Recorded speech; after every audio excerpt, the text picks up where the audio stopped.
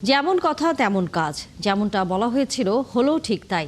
এদেশে বন্ধ ঘোষণা করা হলো আইপিএল সম্প্রচার। কোনো যৌক্তিক কারণ ছাড়া কলকাতা নাইট রাইডার্স থেকে মোস্তাফিজুর রহমানকে বাদ দেওয়ার প্রতিবাদে আইপিএল সম্প্রচার বন্ধের নির্দেশ দিয়েছে তথ্য ও সম্প্রচার মন্ত্রণালয়। প্রজ্ঞাপনে বলা হয়, পরবর্তী নির্দেশ না দেওয়া পর্যন্ত আইপিএলের সব ম্যাচ, অনুষ্ঠান ও সংশ্লিষ্ট প্রচার কার্যক্রম বন্ধ রাখতে হবে। দেশের সব টেলিভিশন চ্যানেল ও সংশ্লিষ্ট মাধ্যমকে এ বিষয়ে প্রয়োজনীয় ব্যবস্থা নিতে বলা হয়েছে। চিঠিতে আরও উল্লেখ করা হয়, কোনো যৌক্তিক কারণ ছাড়া বিসিসিআই এর এমন সিদ্ধান্ত বাংলাদেশের জনগণকে ব্যথিত, মর্মাহত ও ক্ষুব্ধ করেছে। গেল শনিবার বিসিসিআই এর নির্দেশে দল থেকে বাদ দেওয়া হয় বাংলাদেশের সুপারস্টার মোস্তাফিজুর রহমানকে। এরপরই যুব ও ক্রীড়া উপদেষ্টা জানায়, এদেশে চলবে না আইপিএল এর সম্প্রচার। সেই ঘোষণার একদিন পরে মন্ত্রণালয় থেকে জারি করা হলো প্রজ্ঞাপন। দর্শক, এ বিষয়ে বিস্তারিত জানাতে আমাদের সাথে সচিবালয় থেকে যুক্ত হচ্ছেন সহকর্মী শারমিন নীরা। আইপিএল সম্প্রচার বন্ধের নির্দেশনা দেওয়া হয়েছে, আমরা সে বিষয়ে খবর বলছিলাম। নির্দেশনায় কি কি বলা হয়েছে সেটি জানানোর পাশাপাশি কবে থেকে এটি কার্যকর হচ্ছে এই আদেশে, সেই বিষয়টি উল্লেখ করা আছে কিনা? না, সেই বিষয়টি আসলে প্রজ্ঞাপনে উল্লেখ করা নেই। প্রজ্ঞাপনটি আমাদের হাতেই আছে। তবে প্রজ্ঞাপনে যেটি বলা আছে যে আগামী ২৬ মার্চ থেকে যে আইপিএল শুরু হওয়ার কথা ছিল সেটি সম্প্রচার আর হচ্ছে না। আপনি জানেন যে গতকাল তথ্য সম্প্রচার উপদেষ্টা কিন্তু গণমাধ্যম কর্মীদের সাথে কথা বলেছেন। সেখানে আমার প্রশ্ন ছিল যে এই বিষয়টিকে আসলে কিভাবে দেখছে এবং সরকার আসলে কি ভাবছে এবং এতে করে ভারত বাংলাদেশ সম্পর্কের আসলে নতুন কোনো বাঁক হবে কিনা। জবাব দিয়েছিলেন তথ্য সম্প্রচার উপদেষ্টা, এবং স্পষ্ট তখনও না করলে আজ এই প্রজ্ঞাপনের মাধ্যমে সেটি আসলে স্পষ্ট হলো যে আইপিএল দেখানো হচ্ছে না। এবং আপনার সাথে আমি যুক্ত হওয়ার ঠিক আগ মুহূর্তে তথ্য সম্প্রচার উপদেষ্টার সাথে কথা বলছিলাম। তিনি যেটি বলেছেন, যেহেতু তিনি গতকালকে বলেছিলেন যে আইনি বিষয়গুলি খতিয়ে দেখা হচ্ছে বা আইনি দিকগুলি দেখা হচ্ছে, তার কাছে আমার প্রশ্ন ছিল আইনি দিক আসলে কি। তিনি যেটি বলেছেন যে একটি হচ্ছে তথ্য মন্ত্রণালয়, অন্যটি হচ্ছে আইসিটি মিনিস্ট্রি। এই দুই মিনিস্ট্রি মূলত আসলে আইনিভাবে এটিকে বন্ধ করা যায় কিনা সেই বিষয়টি যাচাই বাছাই করে দেখেছেন, এবং দুই মিনিস্ট্রির সিদ্ধান্তেই এটি সম্প্রচার বন্ধ হলো। যদিও প্রজ্ঞাপনটি হয়েছে তথ্য মন্ত্রণালয় থেকে। একটু বলে রাখা ভালো যে ৯ কোটির উপরে বেশি মূল্য হাঁকা হয়েছিল আমাদের মুস্তাফিজকে নিয়ে। আমি আমাদের মুস্তাফিজ বলতে চাই, কারণ এটি আবেগের বিষয় নিঃসন্দেহে। এবং যখন মুস্তাফিজকে বাদ দেওয়া হয়, সাধারণ মানুষ যেমন ক্ষোভের প্রকাশ ঘটিয়েছেন, তেমনি আমরা দেখেছি যে ক্রীড়া উপদেষ্টা তিনি বিবৃতি দিয়েছেন এবং তিনি তথ্য সম্প্রচার মন্ত্রণালয়কে বলেছেন এটা সম্প্রচার বন্ধ করতে, এবং তারই ফলশ্রুতিতে এটি হলো। একটু বলে রাখা ভালো যে শুধুমাত্র বাংলাদেশের মানুষেরই প্রতিক্রিয়া এটি নয়। একটু বলে রাখতে চাই যে ভারতের যারা সংসদ সদস্য রয়েছেন, শশী থারুর, তিনিও কিন্তু এর প্রেক্ষিতে জানিয়েছেন যে রাজনীতি এবং খেলা আসলে এক নয়, দুটোকে আলাদা রাখা উচিত। কিন্তু শেষ পর্যন্ত রাজনীতি আর খেলাকে আসলে এক করা হলো। এখন পরবর্তীতে দেখার অপেক্ষা। একটু বলে রাখতে চাই পাশাপাশি যে আপনি জানেন যে টি-20 ম্যাচও ভারতে অনুষ্ঠিত হওয়ার কথা ছিল, এবং গতকালকে যখন দিনভর এটি নিয়ে আলোচনা হচ্ছে, তারপরে কিন্তু ভারতে বাংলাদেশের যারা ক্রিকেটার রয়েছেন তারা কিন্তু টি-20 ম্যাচ খেলতে যাচ্ছে না। সুতরাং পরবর্তী সিদ্ধান্তও আসলে দেখার অপেক্ষা। প্রজ্ঞাপনটি মোটামুটি স্পষ্টভাবেই আপনি বলেছেন, কোনো দিনক্ষণ নির্দেশ করা হয়নি। তবে ২৬ মার্চ থেকে যে আইপিএল অনুষ্ঠিত হচ্ছে সেটি আসলে সম্প্রচার করছে না এখনো পর্যন্ত, সেই নির্দেশনাই কিন্তু এসেছে। তা নিয়ে সেই হিসেবে করে আসলে ধারণা করাই যায় যে ২৬ মার্চ থেকেই আইপিএল এর সম্প্রচার পুরোপুরি বন্ধ থাকবে বাংলাদেশের সকল মাধ্যমে। তারপরেও যখন সরকারের পক্ষ থেকে কোনো সময়সীমা নির্দিষ্ট করে বলা হবে, আমরা সেই বিষয়ে আপনার কাছ থেকে তখন তথ্য জানতে পারবো। ধন্যবাদ শারমিন নীরা। এখন পর্যন্ত ভোটের পরিবেশ সুষ্ঠু আছে বলে মনে করছেন প্রধান নির্বাচন কমিশনার AM নাসিরউদ্দিন। সবার সহযোগিতায় জাতিকে অবাধ ও সুষ্ঠু নির্বাচন উপহার দিতে ইসি প্রতিশ্রুতিবদ্ধ বলেও মন্তব্য করেছেন তিনি। সকালে রাজধানীর আগারগাঁওয়ে নির্বাচন কমিশন ভবনে আপিলের জন্য স্থাপিত কেন্দ্র পরিদর্শনে গিয়ে সিসি এসব কথা বলেন। ত্রয়োদশ জাতীয় সংসদ নির্বাচনে মনোনয়নপত্র গ্রহণ ও বাতিলের বিরুদ্ধে আজ থেকে প্রার্থীদের আপিল শুরু হয়েছে, যা চলবে ৯ জানুয়ারি পর্যন্ত। অঞ্চলভেদে সেখানে 10টি বুথে এই আপিল প্রক্রিয়া চলছে। এসব আপিলের শুনানি শুরু 10 জানুয়ারি, চলবে 18 জানুয়ারি পর্যন্ত। এর আগে রবিবার ত্রয়োদশ জাতীয় সংসদ নির্বাচনের মনোনয়নপত্র বাছাইয়ের কাজ শেষ হয়েছে। ৩০০ আসনে মনোনয়নপত্র যাচাই বাছাই শেষে 1842 জনের আবেদন বৈধ ঘোষণা করা হয়েছে, আর বাতিল করা হয়েছে 723 জন প্রার্থীর। We are trying our best. দেখতেছেন তো আপনারা, এখন ধরেন যখন নমিনেশন ফাইল করে অনেক লোক গিয়ে হাজির হয়, রিটার্নিং অফিসারের ওখানে অনেক একটু ভিড় টিড় হয়, কিন্তু it will all be over ইনশাল্লাহ। আমরা এখনো কনভিন্সড যে আমরা একদম একটা ফেয়ার অ্যান্ড ক্রেডিবল ইলেকশন ইনশাল্লাহ দিতে পারবো, চিন্তা করবেন না, সবার সহযোগিতা নিয়ে ইনশাল্লাহ। অন্যান্য প্রার্থীদের থেকে আমার সাথে বৈষম্য করেছে জেলা রিটার্নিং অফিসার, কারণ তাদেরকে একদিন সময় দিয়েছে, তোমরা সংশোধন করে দাও, এখানেই সমাধান করে দিয়েছে তারা। যেমন এবি পার্টির একটি সমস্যা ছিল, ওই 2 আসনে আমার সাথেই ছিল, তার মনোনয়নপত্রটি বাতিল না করে স্থগিত করেছে, ওকে সময় দিল, অথচ আমাকে সময় না দিয়ে ডাইরেক্ট বাতিল করে দিল। শুধু আয় ব্যয়ের হিসাব বিবরণী আমি আমার রিটার্নের মধ্য দিয়ে এটা ফিল আপ করছি, শুধু ওই পৃষ্ঠাটা কেন পূরণ করলাম না, এটাই আমার অপরাধ, এই কারণে এটা বাতিল করে দিয়েছে। আমি খোঁজ নিয়ে দেখছি, আমার উকিল কাছে আছেন, উনি অন্য অন্য জেলার মধ্যে পূরণ করছে, একই সিস্টেমে অন্য জেলায় এটাকে গ্রহণ করছে, কিন্তু আমার কিশোরগঞ্জে ওনারা গ্রহণ করেন নাই। বেলা 12:15টার সময় আমাকে ঘোষণা দিচ্ছে বৈধ, রাতে 9টার সময় আমরা ফোন করেছি যে আপনি তো ওইটা দেন নাই। আমি বললাম কিন্তু আমার স্টেটমেন্ট আপনারা বলেন সাপ্লিমেন্টারি এফিডেভিটের মাধ্যমে, আমি সাপ্লিমেন্টারি এফিডেভিটের মাধ্যমে দিছি। আপিলের আরো খবর নিয়ে আমাদের সাথে যুক্ত হচ্ছেন সহকর্মী ফারজানা আক্তার। ফারজানা, আমরা জানি যে সকাল থেকেই এসিতে যারা মনোনয়নপত্র বাতিল হয়েছে তারা আবেদন করছেন এবং আমরা জানি শুনানি হবে আর কয়েকদিন পর। সেই হিসেব করে কোন কোন বিষয়গুলো সামনে দেখতে পাচ্ছেন যে এখন পর্যন্ত আপিল করার ক্ষেত্রে যাদের বাতিল হয়েছে সবচেয়ে বেশি কোন কারণে বাতিল হয়েছে সেইটি এখন পর্যন্ত জানা গেল কিনা বিভিন্ন প্রার্থীর? আর নির্বাচন কমিশনের পক্ষ থেকে এই বিভিন্ন প্রার্থীরা অভিযোগ করেছেন যে জেলা রিটার্নিং কর্মকর্তারা নানা ধরনের পক্ষপাতমূলক আচরণ করেছেন বলে প্রার্থিতা বাতিল হচ্ছে, সেই বিষয়ে কোনো ধরনের বক্তব্য কমিশন দিয়েছে কিনা? তানিয়া, সকাল 10টা থেকেই আপিল কার্যক্রম চলছে এবং এখন পর্যন্ত আমরা যতটুকু দেখলাম যে এখানে স্বতন্ত্র প্রার্থীর সংখ্যা বেশি, বা যে 723 জনের আপিল মনোনয়ন বাতিল করা হয়েছিল সেখানে কিন্তু স্বতন্ত্র প্রার্থীর সংখ্যা বেশি, এবং সেক্ষেত্রে রিটার্নিং কর্মকর্তা আমাদের যেমনটি জানিয়েছিলেন যে স্বতন্ত্র প্রার্থীদের ক্ষেত্রে 1% ভোটারের স্বাক্ষরের যে বিষয়টি থাকে সেটিতে গরমিল থাকায়, অনেকের হলফনামায় অসত্য বা ভুল তথ্য থাকায়, বা অনেকের তথ্য অসম্পূর্ণ ছিল, এসব কারণে পাশাপাশি যারা ঋণ খেলাপি বা বিল খেলাপি রয়েছে তাদেরও কিন্তু মনোনয়ন বাতিল করা হয়েছে।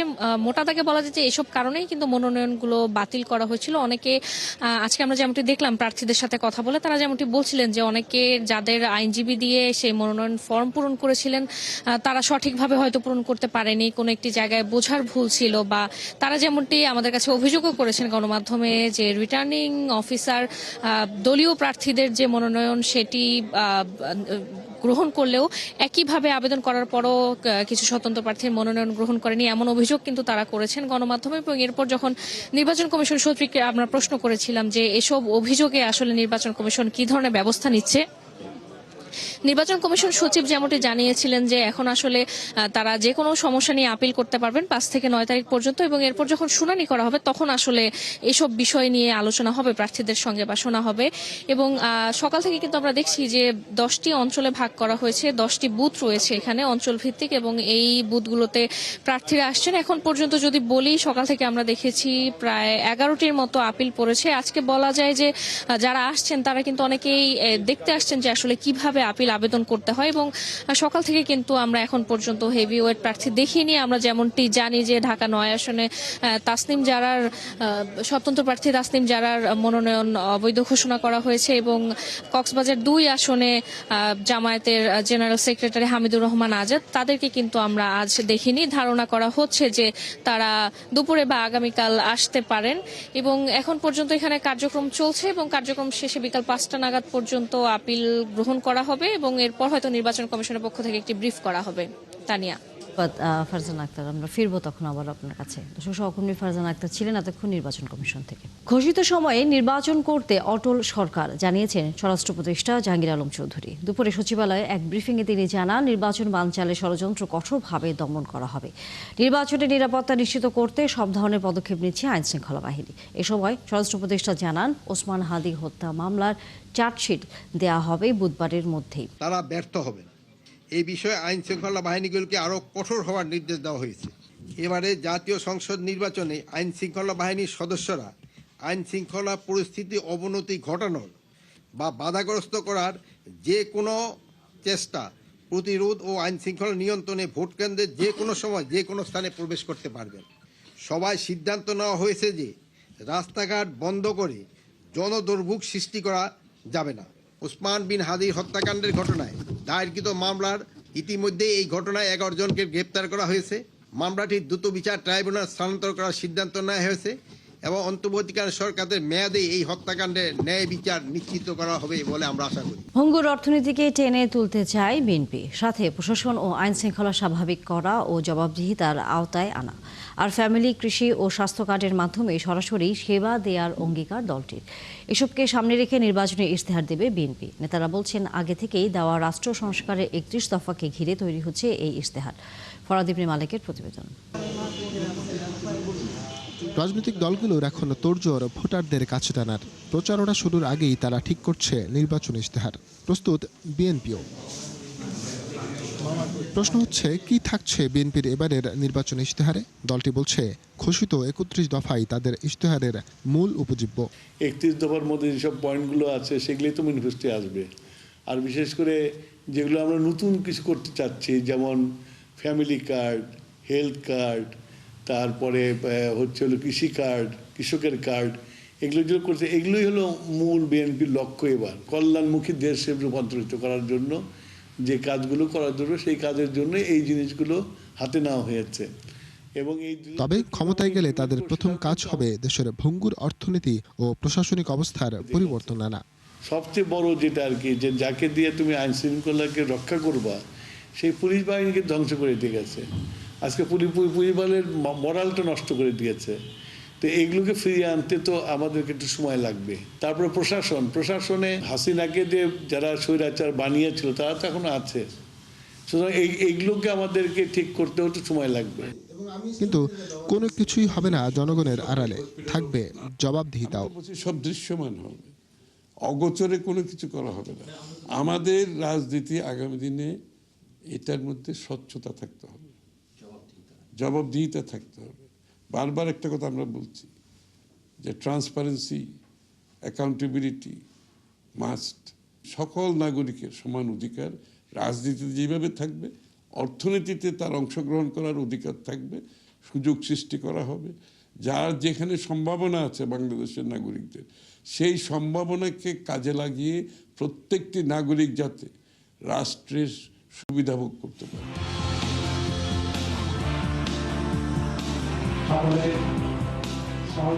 আমাদের এই ভিশন 2030 বাস্তবায়ন করা হবে ইনশাআল্লাহ। 2022 সালে বেগম খালেদা জিয়ার ভিশন 2030 এর আলোকে 27 দফা সংস্কার প্রস্তাব পেশ করেন দলের ভারপ্রাপ্ত চেয়ারম্যান তারেক রহমান।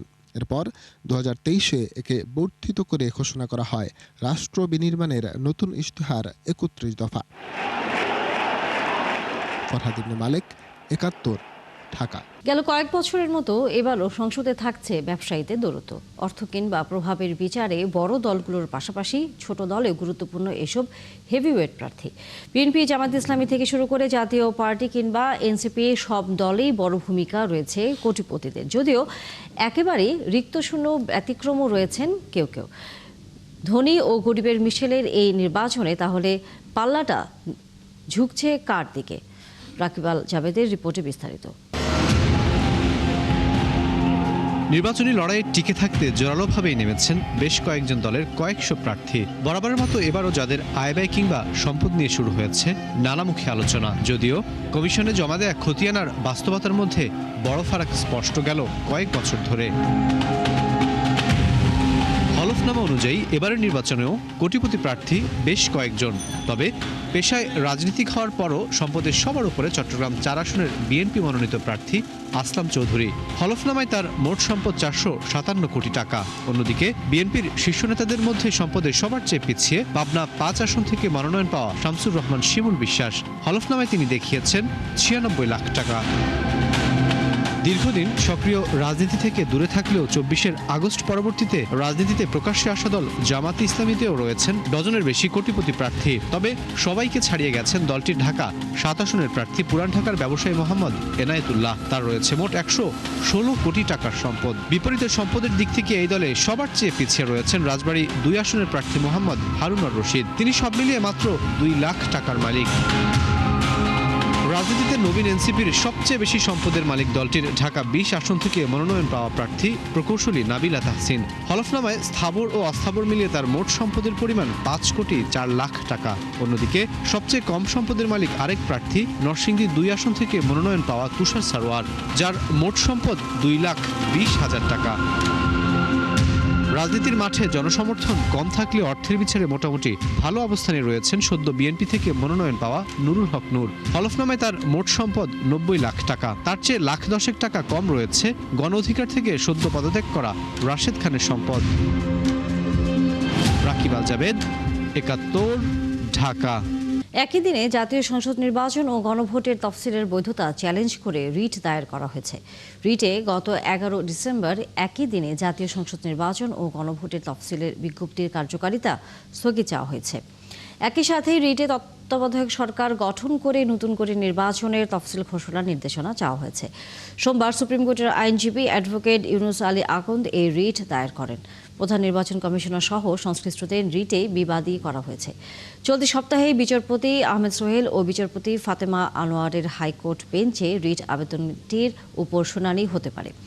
অন্তর্বর্তীকালীন সরকারের কথা সংবিধানে কোথাও উল্লেখ নেই, তাই এই সরকারের অধীনে কোনো নির্বাচন হতে পারে না বলে মনে করেন আইনজীবী ইউনুস আলী আকন্দ। ফরিদপুর ৪ সংসদীয় আসনের সীমানা আগের অবস্থায় ফিরিয়ে দিয়ে গেজেট প্রকাশের রায় বহাল রেখেছে আপিল বিভাগ। সোমবার প্রধান বিচারপতি জুবায়ের রহমান চৌধুরী নেতৃত্বাধীন আপিল বিভাগ এই আদেশ দেয়। এর আগে ১১ ডিসেম্বর ফরিদপুর ৪ সংসদীয় আসনের ভাঙ্গা উপজেলা থেকে আলগি এবং হামিরদি ইউনিয়ন দুটিকে ফরিদপুর ২ আসনের নককান্দা উপজেলার সাথে যুক্ত করে নির্বাচন কমিশনের প্রকাশিত প্রজ্ঞাপন অবৈধ ঘোষণা করেন হাইকোর্ট। গত ২২ সেপ্টেম্বর ফরিদপুর ৪ সংসদীয় আসনের ভাঙ্গা উপজেলা থেকে আলগি এবং হামিরদি ইউনিয়ন দুটিকে ফরিদপুর ২ আসনের নককান্দা উপজেলার সাথে যুক্ত করে নির্বাচন কমিশনের প্রকাশিত প্রজ্ঞাপন কেন অবৈধ ঘোষণা করা হবে না তা জানতে চেয়ে রুল জারি করেন হাইকোর্ট। বিএনপি নেত্রী বেগম খালেদা জিয়ার মৃত্যুতে দল ঘোষিত ৭ দিনের শোকের শেষ দিন আজ। বিভিন্ন রাজনৈতিক দল, শিক্ষাবিদ সহ অনেকেই শোক জানাতে আজ যাচ্ছেন গুলশানের রাজনৈতিক কার্যালয়। সকালে সেখানে যান বিএনপির ভারপ্রাপ্ত চেয়ারম্যান তারেক রহমান। গুলশানে আছেন আমাদের সহকর্মী মাহিলা ইসলাম, আমরা যুক্ত হচ্ছি তার সাথে। মাহিলা, বিএনপির গুলশান কার্যালয়ে এরই মধ্যে রাজনৈতিক নেতারা কারা উপস্থিত হয়েছেন এবং একই সাথে আমরা জানি যে শোক বইতে দিনভরে গত কয়েকদিন নানা শ্রেণীর পেশার মানুষ সেখানে এসে তাদের অনুভূতির কথা জানাচ্ছেন। আজকেও কারা কারা উপস্থিত হয়েছেন সে বিষয়ে কি খবর আছে আপনার কাছে? তানিয়া, আপনাকে ধন্যবাদ। যেমনটি বলছিলেন, সকাল 10টা থেকে বিএনপির এই গুলশানের রাজনৈতিক কার্যালয়ের সামনে রয়েছে। এখানে বেলা 11টা নাগাদ এখানে বিএনপির ভারপ্রাপ্ত চেয়ারম্যান তারেক রহমান এসেছেন এবং তিনি আসার পরে এখানে আমরা দেখেছি সিপিবি সাধারণ সম্পাদক, বাসুদের সাধারণ সম্পাদক এবং গণসংহতি আন্দোলন, বিপ্লবী গণসংহতি আন্দোলনের যে সাধারণ সম্পাদক তারা এসেছেন এবং কিছু বাম গণতান্ত্রিক জোট, ঐক্য জোটের নেতারা এখানে এসেছিলেন। তারা কিন্তু এখানে এসে, যেহেতু আজ বিএনপির দলীয় শোক দিবসের শেষ দিন, শেষ দিনেও কিন্তু এরকম বিভিন্ন ধরনের জোটের নেতারা এখানে আসছেন এবং তারেক রহমানকে সহমর্মিতা এবং সেই সাথে শোক বয়ে তারা শোক যে লিখিত যেই স্বাক্ষর তারা সেটি করছেন।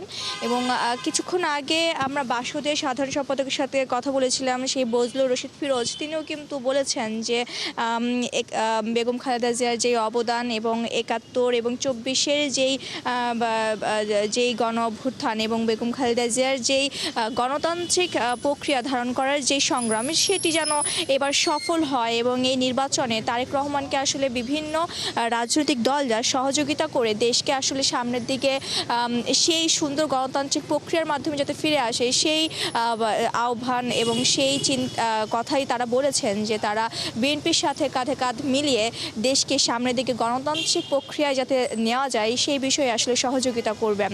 তো এটি হচ্ছে গুলশান কার্যালয়ের সামনে থেকে এখনকার মতো তথ্য যে বিভিন্ন ধরনের বাম গণতান্ত্রিক ঐক্য জোট নেতারা আসছেন এবং তারা আজকে শেষ দিন যেহেতু দলীয় কর্মসূচির শোক পালনের সেটি পালন করছেন এবং তারা শোক বই স্বাক্ষর করছেন। তানিয়া, ধন্যবাদ মাহিলা, নিশ্চয়ই ফিরবো আমরা পরবর্তীতে আবারও। দর্শক, সহকর্মী মাহিলা ছিলেন আমাদের সাথে গুলশান কার্যালয় থেকে।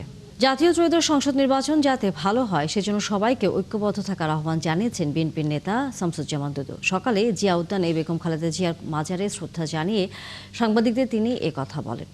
এ সময় তিনি আরও বলেন, ফ্যাসিস্ট সরকার বেগম খালেদা জিয়াকে কারাবন্দী রেখে ধীরে ধীরে মৃত্যুর দিকে ঠেলে দিয়েছে, যার দায় আওয়ামী লীগ এড়াতে পারবে না।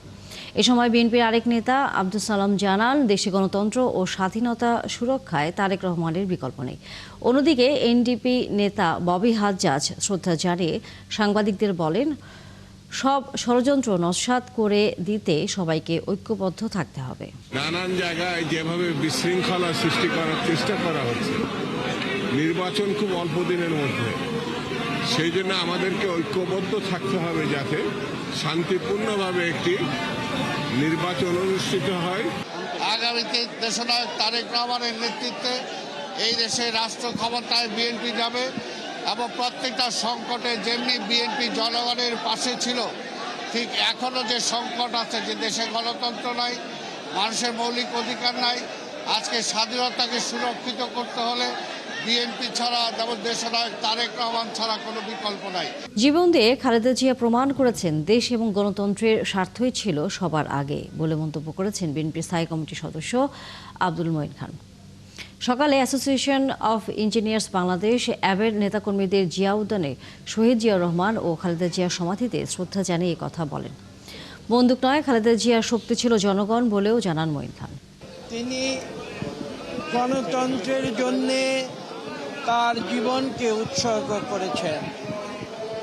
আপনারা জানেন যে বাংলাদেশে বিভিন্ন রাজনৈতিক নেতৃত্ব যারা বিভিন্ন সময়ে নিজেদের ব্যক্তিগত অথবা দলগত সুযোগ সুবিধার জন্য তারা রাজনীতিতে বিভিন্ন সময়ে আপোষ করেছিলেন। দেশনেত্রী বেগম খালেদা জিয়া একজন অনন্য ব্যক্তিত্ব, যিনি তার জীবন দিয়ে প্রমাণ করেছেন যে দেশের স্বার্থ এবং গণতন্ত্রের স্বার্থ সেটাই ছিল তার জন্য সর্বাগ্রে। জুলাই গণঅভ্যুত্থানে নিহত ৮ শহীদের পরিচয় শনাক্ত করে পরিবারের কাছে কবরের সন্ধান দিয়েছে সিআইডি। সোমবার সকালে রায়ের বাজার কবরস্থানে সংবাদ সম্মেলনে সিআইডি প্রধান বলেন, আন্তর্জাতিক মানদণ্ড অনুসরণ করে পুরো কার্যক্রম সম্পন্ন করা হয়েছে। এ সময় উপদেষ্টা আদিলুর রহমান খান জানান, দেশের জন্য তাদের আত্মত্যাগ বৃথা যাবে না, আর বাকি শহীদদের পরিচয় শনাক্তের প্রচেষ্টা অব্যাহত থাকবে বলে জানান মুক্তিযুদ্ধ বিষয়ক উপদেষ্টা ফারুক ই আজম। বিস্তারিত মাইনুল মারুফের প্রতিবেদন। ছোট্ট হামিম এখনো জানে না তার বাবা শহীদ মাহিম অদূরেই কবরের সাহিত্য। বাবাকে চিনেছে ছবি দেখেই, তাই ছবিকে ছুঁয়ে দেখা আর ছবির সাথেই খুনসুটি তার।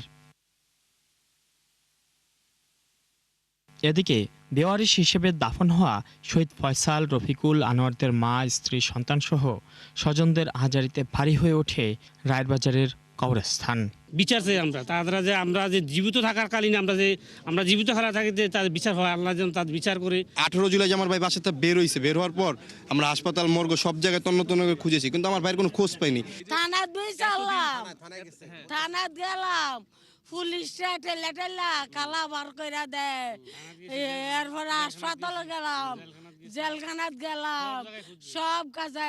রায়েরবাজার অস্থায়ী মর্গে 7 থেকে 27 ডিসেম্বর পর্যন্ত 114 জনের অজ্ঞাত মৃতদেহ উত্তোলন করে ময়নাতদন্তের সময় ডিএনএ নমুনা সংগ্রহ করে সিআইডি।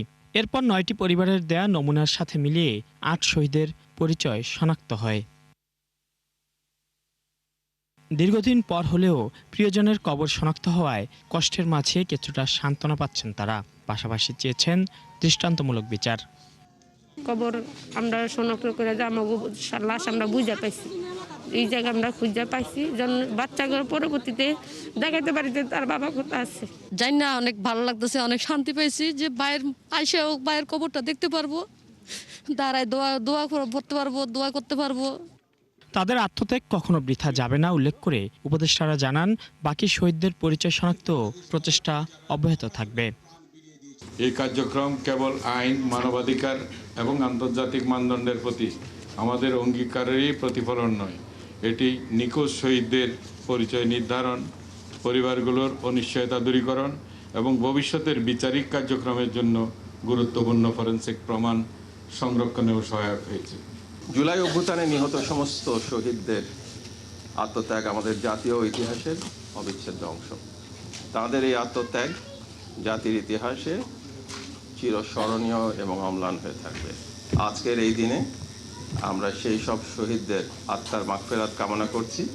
পরে শহীদদের স্মরণে স্মৃতিস্মারক উদ্বোধন ও দোয়ায় অংশ নেয় স্বজনরা। মাইনুল মারুফ, ৭১, ঢাকা। নারীর মর্যাদা ও নিরাপত্তা নিশ্চিত করতে জনপ্রতিনিধিদের আরও সচেতন হওয়া উচিত বলে মনে করছেন নারী শিক্ষার্থীরা। এজন্য রাজনীতিতে নারীদের আরও অংশগ্রহণ এবং বলিষ্ঠ নেতৃত্ব চান তারা। সাভারের গণ বিশ্ববিদ্যালয়ের নারী শিক্ষার্থীদের চোখে কেমন হবে আগামীর বাংলাদেশ, সেই কথাই জানবো জাহিদুল ইসলাম অনিকের তথ্যছবিতে। শীতের মধ্যেও সারা দেশে বইছে নির্বাচনী উত্তাপ, চলছে ভোটের হিসেব নিকেশ। তবে রাজনৈতিক ডামাডোলের বাইরেও একদল সচেতন ভোটার এখন হিসেব কষছেন প্রত্যাশা আর প্রাপ্তির। ভোট নিয়ে আগ্রহী সাভারের গণ বিশ্ববিদ্যালয়ের নারী শিক্ষার্থীরাও। গকশে নির্বাচনে তারা যেমন নির্ধারকের ভূমিকা পালন করেছিলেন, তেমনি আসন্ন জাতীয় নির্বাচনেও তারা হতে চান পরিবর্তনের কারিগর। যারাই বলে যে আমাদের ভোট দেন বা আমরা ভোট দিলে আমরা এটা করবো, আপনার নারীদের জন্য এটা ব্যবস্থা করব, সেরকম সুযোগ সুবিধা আসলে হয়ে ওঠে না। আমরা চাই যে আসলে এই কাজগুলো বাস্তবায়ন করা হোক। আমরা সকলেই জানি রাতে অনেক চাকরি করেন, নাইটেও অনেক ডিউটি হয়, তো সেই সবে যেন নারীর অংশগ্রহণও সুষ্ঠুভাবে থাকতে পারে, নারী যেন নিরাপদ থাকে তার রাস্তায় তার বাড়িতেও, সেই আমরা প্রত্যাশা করব আগামী সরকারের কাছে। সবাই বলে যে আমরা নারীদের অধিকারটাকে বড় করে দেখব, নারীদের সব জায়গায় আমরা আগিয়ে নিয়ে যাব, কিন্তু আসলে সেটা কেউই করতে পারে না ঠিকভাবে, সবাই শুধু প্রতিশ্রুতিই দেয়। শিক্ষার্থীদের মতে নারীর সম্মান নিয়ে বাঁচতে পারার পরিবেশ সৃষ্টি করাই হবে প্রকৃত জনপ্রতিনিধির কাজ। এছাড়া রাজনীতিতে নারীদের অংশগ্রহণ ও সুযোগ বাড়াতে সরকারের দীর্ঘমেয়াদী পরিকল্পনা থাকা প্রয়োজন বলেও মনে করেন তারা। এরকম একটা নীতি হওয়া উচিত যে স্টুডেন্টরা যে দলকেই সাপোর্ট করুক না কেন সেটা নিয়ে যেন ক্যাম্পাসে কোনো ঝামেলা না হয়। এমন তরুণ এবং যোগ্য ভোটারদেরকে আমরা যোগ্য মানুষদেরকে আমরা চাচ্ছি আমাদের বিভিন্ন স্তরের উচ্চ পর্যায়ে, যেন তারা গিয়ে বিভিন্ন ধরনের সমস্যা নিরসনে কাজ করতে পারে, বিভিন্ন পলিসি নিয়ে তারা কাজ করতে পারে। নারীদের এই ভাবনায় কেবল প্রতিশ্রুতি নয়, বরং প্রাধান্য পাচ্ছে আত্মসম্মান ও নিরাপত্তার প্রশ্নটি। কর্মক্ষেত্র থেকে রাজপথ সবখানে নারীর অবাধ বিচরণ নিশ্চিত করতে পারে এমন বলিষ্ঠ নেতৃত্ব চান নারীরা। একজন প্রার্থী যিনি আসলে নির্বাচিত হবেন, তো তার তো কিছু ম্যান্ডেট থাকবে, সেটা নিশ্চয়ই সে চিন্তা করবে। তো আমার কাছে মনে হয় তার সবার আগে চিন্তা করা উচিত যে আমরা আসলে প্রত্যেকটা সেক্টরে যেন নারীদের নিরাপত্তাটা দিতে পারি, এবং সেটা আমার সহকর্মীর পক্ষ থেকে হোক বা ধরেন আমি কোথাও কেনাকাটা করতে যাচ্ছি সেখান থেকে হোক, ওই জায়গাগুলোতে যেন এই নিরাপত্তাটুকু তারা নিশ্চিত করতে পারে। তাহলে আস্তে আস্তে না ওই অধিকারের জায়গাগুলো পূর্ণ হবে বলে আমি মনে করি। নতুন প্রজন্মের এই নারী ভোটাররা মনে করেন কেবল গদি দখলের নয়, ভোট হোক সম অধিকার আদায়ের সবচেয়ে বড় হাতিয়ার। মনিরা কাজেরি, ৭১। ঢাকায় শীতের অনুভূতি আগের তুলনায় আরও বেড়েছে। সোমবার ঢাকা সর্বনিম্ন তাপমাত্রা নেমে এসেছে 12.2 ডিগ্রি সেলসিয়াসে। সকাল থেকে মাঝারি থেকে ঘন কুয়াশায় ঢেকে আছে অনেক এলাকা, যা দুপুর পর্যন্ত থাকতে পারে। আবহাওয়া অফিস বলছে একই সাথে তাপমাত্রাও আগের মতোই অপরিবর্তিত থাকবে, ফলে শীতের অনুভূতিও কমার সম্ভাবনা নেই। পাবনা ও সিলেট সহ দেশের 7টি জেলার মৃদু শৈত্যপ্রবাহ বয়ে যাচ্ছে, যা আরও কয়েকদিন অব্যাহত থাকতে পারে বলে জানিয়েছে আবহাওয়া অফিস। ঘন কুয়াশার কারণে নৌপথ, আকাশপথ এবং সড়কে যানবাহন চলাচল ব্যাহত হতে পারে বলে সতর্কতা রয়েছে। চলছে সংবাদ সংযোগ। সরাসরি সংবাদ অনুষ্ঠান দেখতে চোখ রাখুন ৭১-এর ফেসবুক পেজে এবং সাবস্ক্রাইব করুন ৭১-এর ইউটিউব চ্যানেল। থাকুন ৭১-এর সাথে।